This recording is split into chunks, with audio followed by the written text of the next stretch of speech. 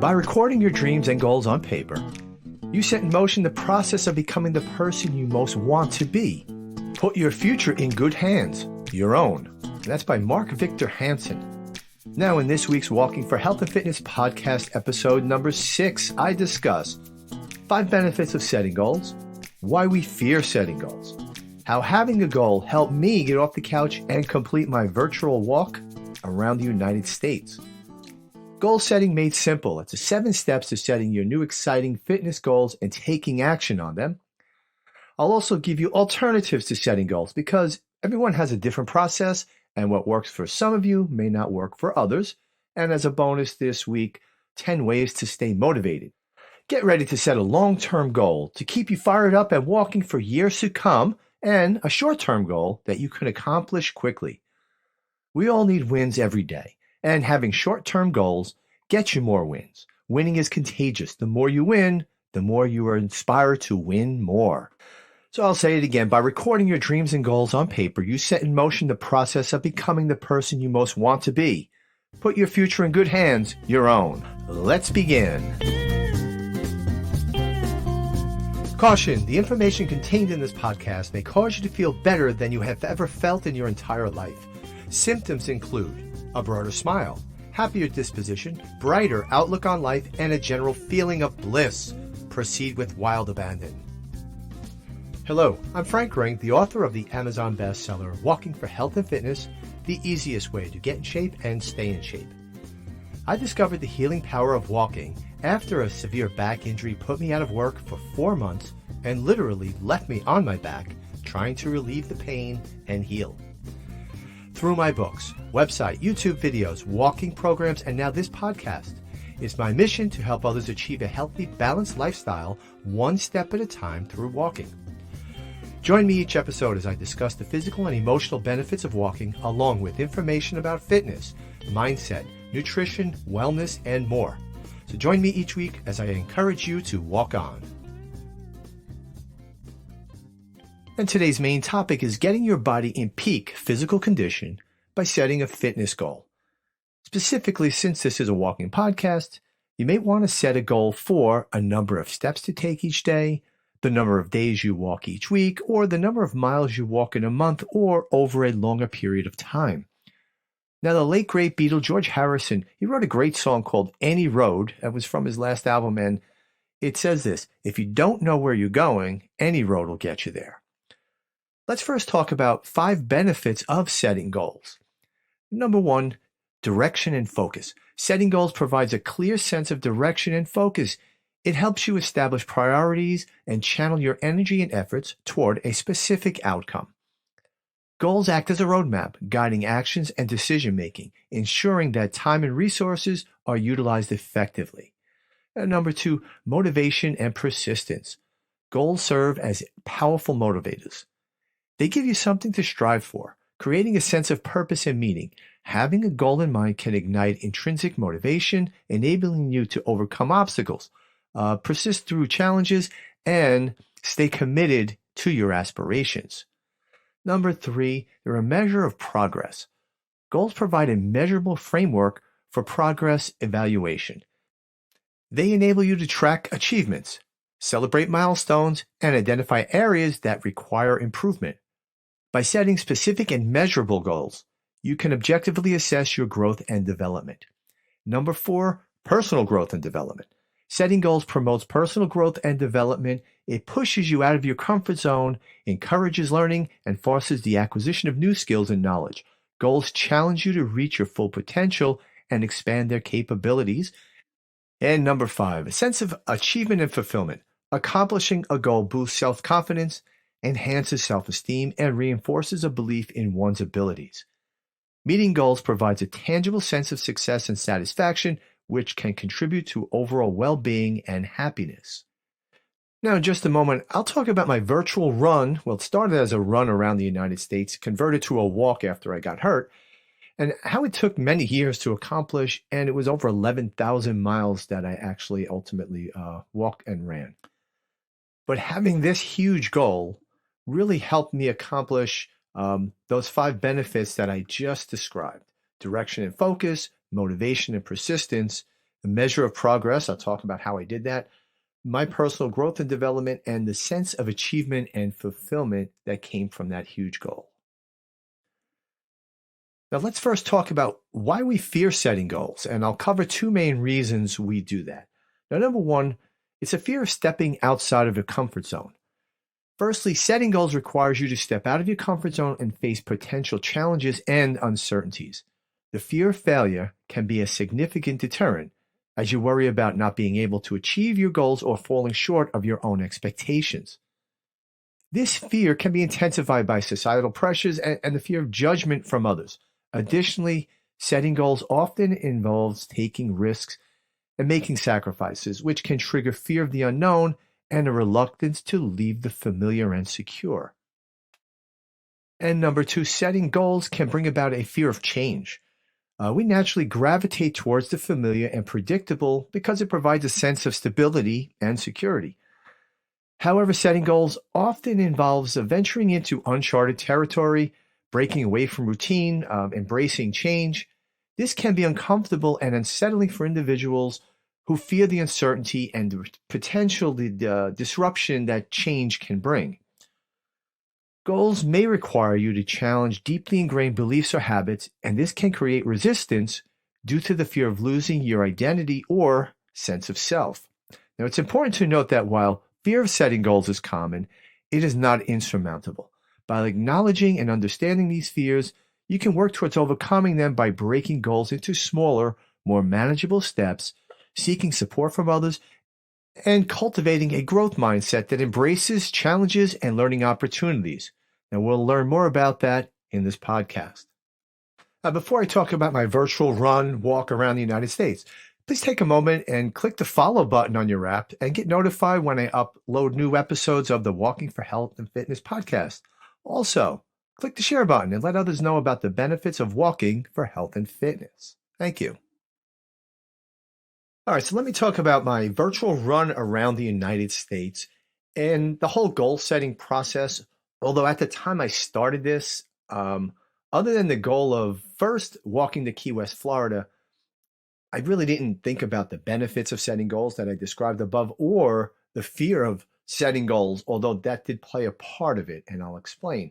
So back in the end of 2003, I'm a high school teacher. I was a cross-country coach, and I read in Running Times magazine about these two college runners. They'd graduated college, and they wanted to run across the United States, which had been done many times before, but they wanted to do it differently and be unique by not having a support crew as far as like a van or a trailer following them, and they wanted to carry on their backs everything that they would need.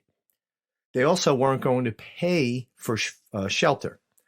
So if they didn't have a place to stay, they were going to sleep outside. They had sleeping bags and tents. So after reading this article, I followed their blog post, and it was interesting, a few things, how generous people are throughout the country. People would come and pick them up. They would drive miles out of their way to pick them up, take them back to their house, let them stay, provide them food, shelter, and then bring them back to the spot that they were picked up from so they can continue running. And these two guys wrote about their experiences. I followed it online, like I said, day after day with the blog, and it was really interesting. And I thought to myself, would I do something like that? Would I run across the country if I had the time at the time and money? And the answer was absolutely not. It just seemed like such a huge undertaking. But I was thinking about my running experiences at the time, and I was running about 20 to 25 miles a week. And I thought, well, I know from where I work in Palisades Park to where I live in Oakland, it's 23 miles. So I know what 23 miles is, but what's beyond that if I put it on a map? So I decided that I would begin doing that.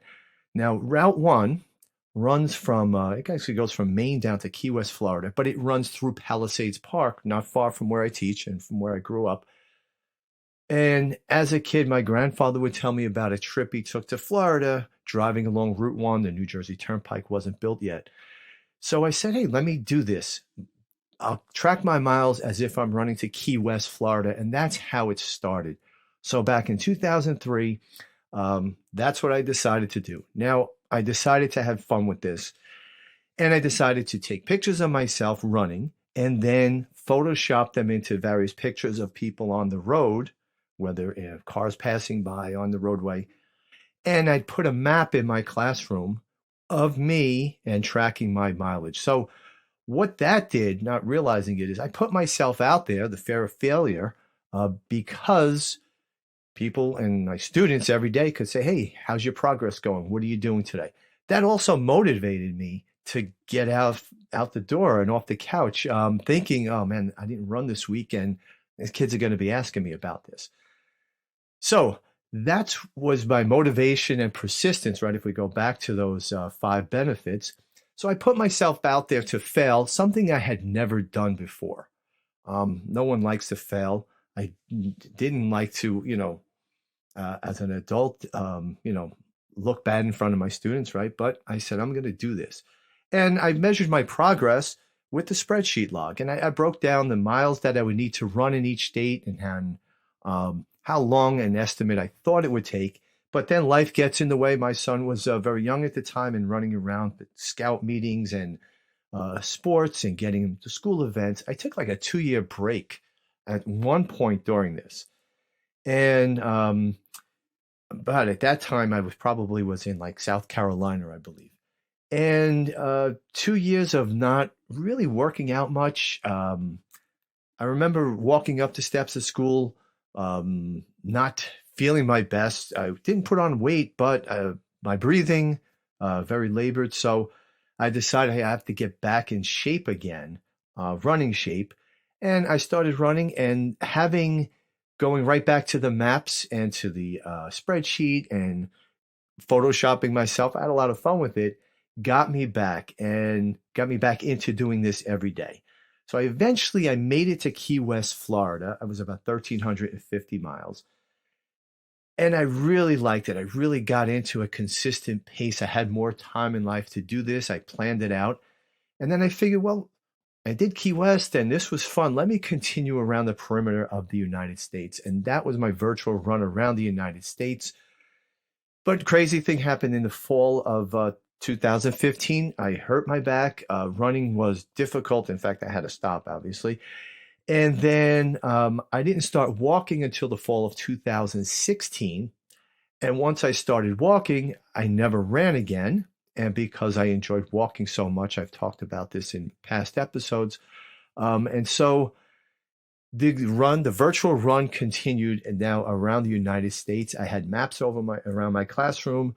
At one point, I didn't update the maps, and my superintendent of schools came in, and first thing he did is look up at the wall. He's like, hey, where are you now? And Joe and I had started, he was a teacher when he started there and worked his way up to superintendent. But for him to come in and look for the maps and wonder where I was really made me realize, hey, this is an interesting thing that people did look forward to looking at. So I continued the maps again. So I have all of those stored in my basement right now.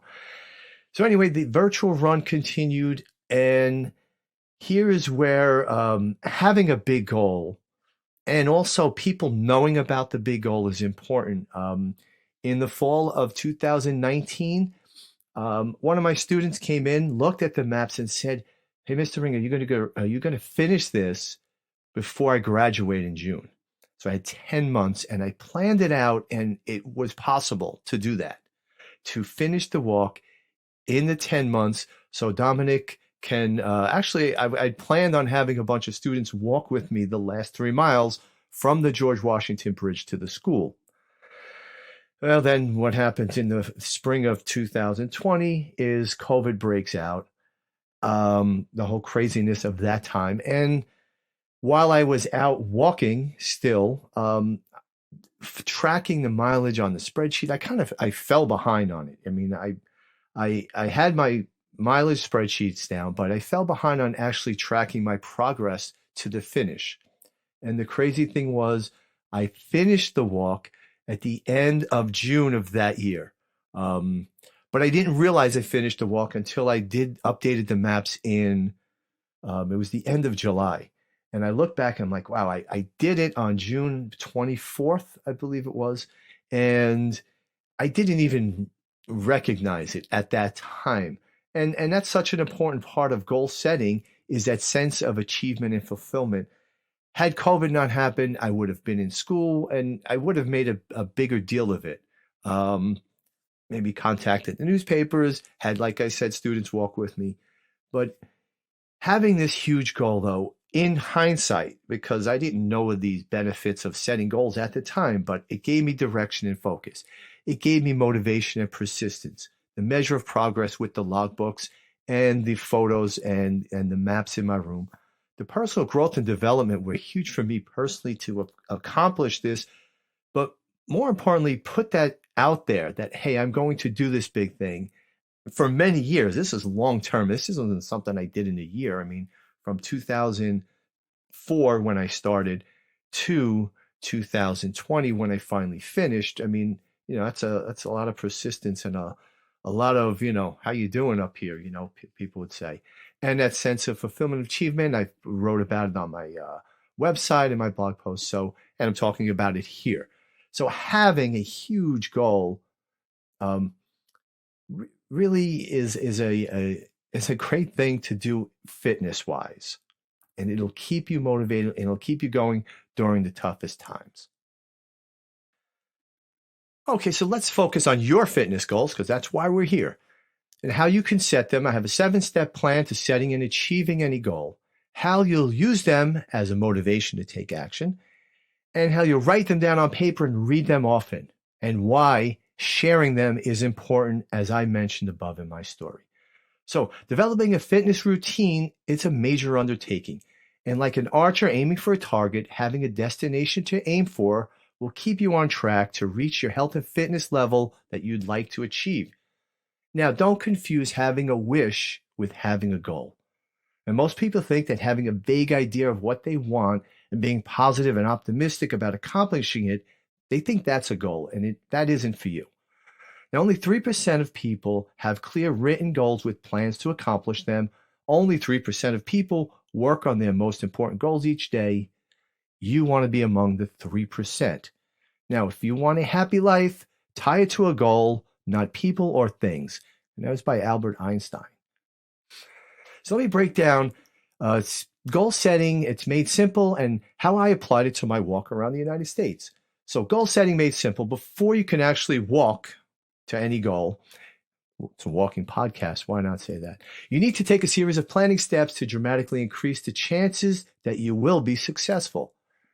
Now, here are 7 steps to setting your new exciting goals. And number 1, decide exactly what you want in terms of your health and fitness. So in my story, my initial goal was to run to Key West, Florida. It eventually turned into a walk around the United States and using Photoshop to goof on my students. Basically, that was the whole point of it. Also, at the time, I did need to lose a little bit of weight and get back in shape after 2 years of raising my son and all the running around those elementary school years. Number 2, write down your goals and make them measurable. Okay, so for me, walking to Florida was the initial goal. It was about the 1,350 miles. That was my goal, absolutely measurable. Number 3, set a deadline. Now, this is something I didn't do. I really didn't do it till that last year when my student Dominic came in and asked if I'd finish by the time he graduated. That was my goal, but the pandemic kind of put an end to that. Number 4, identify all the obstacles that you will have to overcome to achieve your goal. Now, for me, it was making time to run, eventually overcoming the back injury and other nagging leg injuries that I had while I was a runner.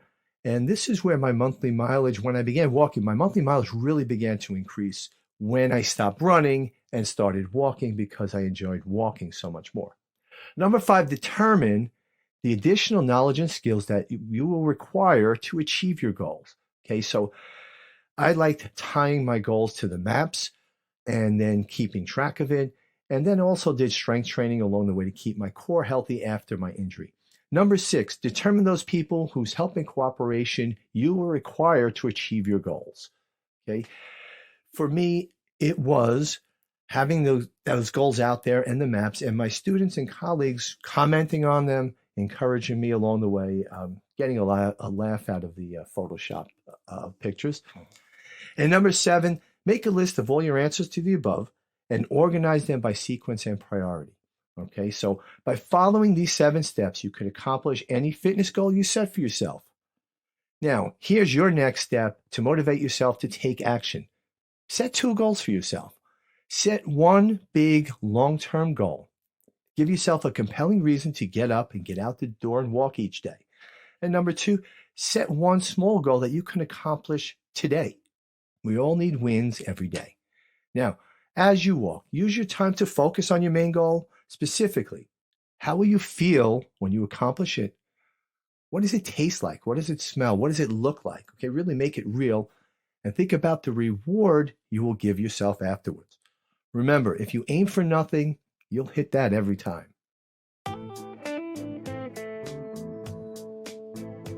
Now, before I get to alternatives to setting goals, let me talk about my Walking for Health and Fitness complete walking program.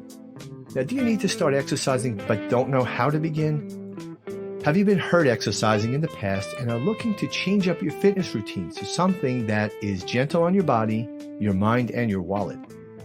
If you're sick and tired of struggling to stick to a fitness program, I'll show you how easy it is to get in shape and stay in shape with the simple act of getting out the door and walking. I designed this unique walking program with you in mind. It targets your body, mindset to propel you forward towards excellent health and fitness. Now, with the dramatic rise in healthcare costs, walking is a way to keep and help you manage your weight, build stamina and muscle, and feel better. If my walking program keeps you from seeing the doctor just one time this year, it'll more than make up for the cost of the program. Now, if you keep doing what you've always done, well, you end up getting the same results. This is the time now to take action. Click the link in the show notes and check out my Walking for Health and Fitness program risk-free. You have nothing to lose except for some weight, some tension, some anxiety, and the excuses. Alternatives to setting goals. Now, after spending the whole podcast talking about setting goals, let me give you some alternatives because everyone has a different process and what works for one person might not work for another. If you're not a goal-setting person, then maybe something on this list will have you looking at your goals a little differently, and variety is the spice of life. So there's 5 of them here. Number 1, flexibility and adaptability. Not having specific goals allows for greater flexibility and adaptability in your approach. Without rigid targets, you have the freedom to explore different exercise routines, try new activities, and adjust your workouts based on your changing preferences and circumstances. Number 2, it reduces the pressure and stress. Setting goals can sometimes create unnecessary pressure and stress, especially if you constantly feel the need to meet or exceed those goals. By not setting specific targets, you can alleviate the stress associated with performance-based expectations and simply focus on enjoying the process of exercising. This is interesting because when I was a runner, even on my runs to, let's say, a mark that was like maybe 3 miles away, I felt that pressure. I put it on myself by looking at my watch and, yesterday I did that run in, 25 minutes. I need to get better today. So walking has cleared me of that specifically. Number 3, embracing the journey. Without goals, you can fully embrace the present moment and appreciate the joy of the journey itself. Rather than constantly striving for a specific outcome, you can engage in physical activity for the sheer pleasure of moving your body, improving your fitness, and experiencing the benefits of exercise in the here and now. Number 4, exploration and variety. Not having set goals allows you to explore a wider range of physical activities and exercises. You can try different workouts, classes, sports, or outdoor activities without the pressure to achieve a specific result. This exploration can lead to new discoveries, enjoyable experiences, and the ability to find what truly resonates with you. And number 5, listening to your body. Very important here. Without goals, you can focus more on listening to your body's cues and responding to its needs. You can prioritize rest and recovery when necessary, modify your workouts based on how you feel each day, and engage in intuitive movement rather than adhere strictly to a predetermined plan. This approach promotes a healthy relationship with exercise, where you tune into your body's signals and prioritize overall well-being. This came into play for me after my back injury. I've listened to my body a lot more. So I give you these tips in hopes of giving you another perspective on exercise and goal setting. Bottom line, though, just getting out on a walk is a victory. And that's my goal of this podcast, to encourage you, cheerlead you, and show you that walking is the easiest way to get in shape and stay in shape. So as a quick reminder, I do have a YouTube channel. It's Walking for Health and Fitness. A lot of videos are on there. Some of them short, 2-3 minutes. Some of them long, 20 to 30 minutes long. So check those out. As a bonus little feature here, let me give you 10 ways to stay motivated, okay? Number 1, create a vision board. This helps you visualize your intended results and allows you to see your ideal future. Now, in my Walking for Health and Fitness program, that's part of your mindset responsibility. That's part of the program, and that's to create a vision board. Now, as you create the vision board, your creativity will begin to shine through and fire up your imagination as you literally create your future. Number 2, break your goals down into smaller pieces. The number 3 way to stay motivated, treat yourself whenever you have achieved these small pieces, these small goals. Number 4, share your walking goals with supportive people. Number 5, keep yourself organized by having a walking routine, specifically a get out the door routine. I've talked about that in past episodes. Number 6, keep the big picture in mind. Number 7, don't worry about what you can't control. Number 8, seek out positive information. Number 9, remind yourself why you set the goals. And number 10, be consistent. The thing that my walk around the United States taught me is to just be consistent. I didn't have to get out every day. I didn't, but I was consistent, and I didn't let 3 or 4 or 5 days go by without getting out for a walk. And then slowly, once walking became my exercise of choice, it was so easy to be much more consistent because I enjoyed walking so much more than I ever did running. So you can watch my YouTube video of these 10 tips. It's Discover 10 Inspiring Techniques for Daily Walking. I'll leave links in the show notes. And in what I call the cool down section, and this episode's Health and Fitness Insight. It's from my walking logbook journal. It's available on Amazon. It's the power of your brain. Exercise affects more than just your muscles. Now, when you walk and do bodyweight exercises, you are increasing your heart rate, which pumps more oxygen to the brain. Exercise releases hormones that provide an excellent environment for growth of brain cells. Exercise stimulates the growth of new connections between cells in many important cortical areas of the brain. Exercise has a positive effect on the brain's ability to change. This is commonly referred to as brain plasticity. Exercise increases the growth factors in the brain, which makes it easier for the brain to grow new neuronal connections. Studies have shown walking 35 minutes on a treadmill increases cognitive flexibility, which allows us to shift thinking and switch between topics. The more you challenge your body, the more you focus your brain. Now, I have a gift for you. In the show notes, I left a link for you to download the first 3 weeks of Walking Insights and the log pages. You can check out this book before you buy it.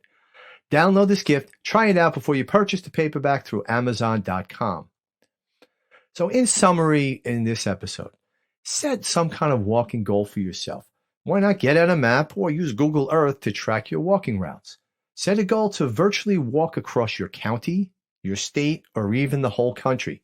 It took me 16 years, but I got it done one step at a time. So this is Frank Ring from Walking for Health and Fitness. Thank you for listening to my podcast. Stay tuned next week. Until then, walk on.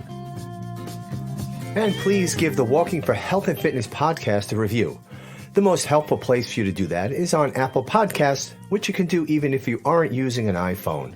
Just log into your iTunes account and leave the show a review. Now, this really helps more people find the show so that they can learn about the benefits of walking and so much more. If you'd like to share the show, you can take a screenshot of this episode you're listening to right now and share it out on your Instagram stories. And when you do, make sure you tag me at Walking for Health and Fitness so I can see you're listening.